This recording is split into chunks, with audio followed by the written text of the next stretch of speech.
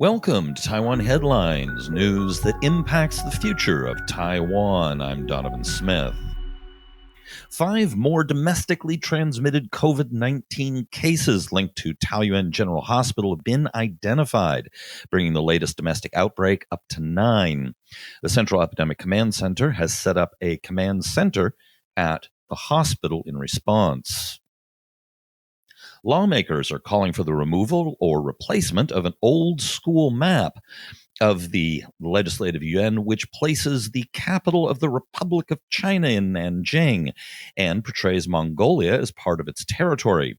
The map often appears on TV when reporters interview legislators.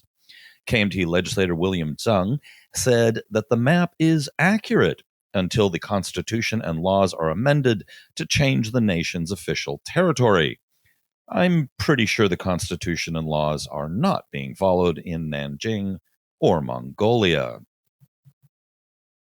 According to a Judicial Yuan report, 20 Supreme Court and High Court judges and senior officials, along with 20 prosecutors and judicial investigators, were found to have engaged in illegal activities such as bribe taking, abuse of authority, and conflict of interest.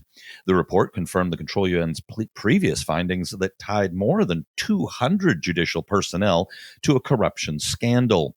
Both the New Power Party and Taiwan People's Party are calling for widening the probe.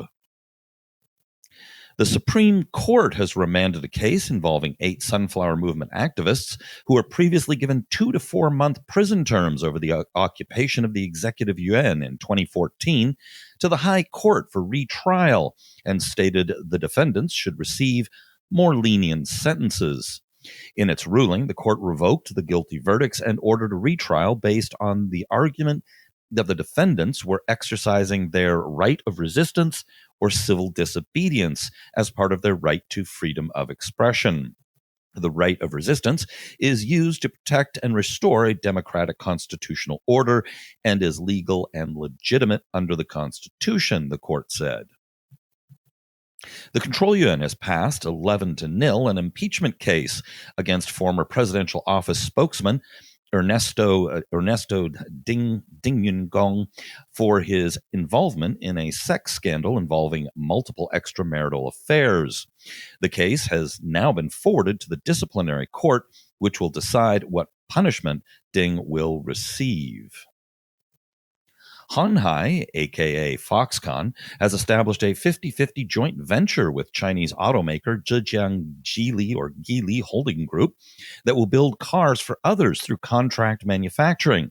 Hanhai announced earlier this month that it will work with Chinese automaker Byton to establish a joint venture developing auto parts in Nanjing.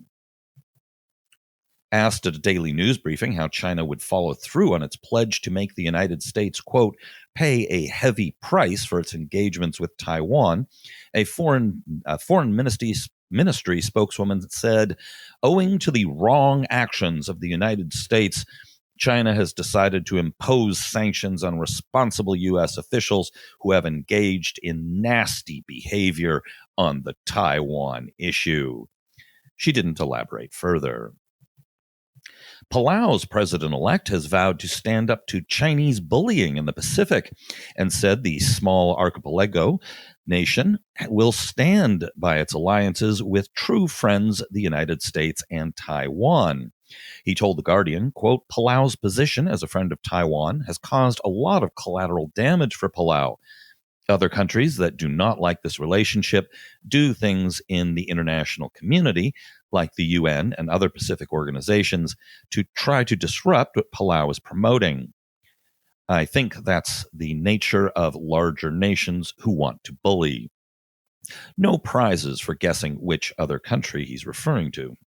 The PRC has levied an embargo on tourism to the country. That's it for our program today. Be sure to hit like and subscribe and join us as a patron on Patreon. Your support is much appreciated.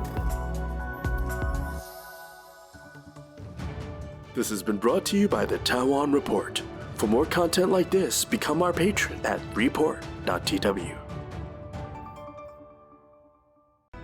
哎呦，就是那个台湾狗啦，最喜欢我的台湾狗了。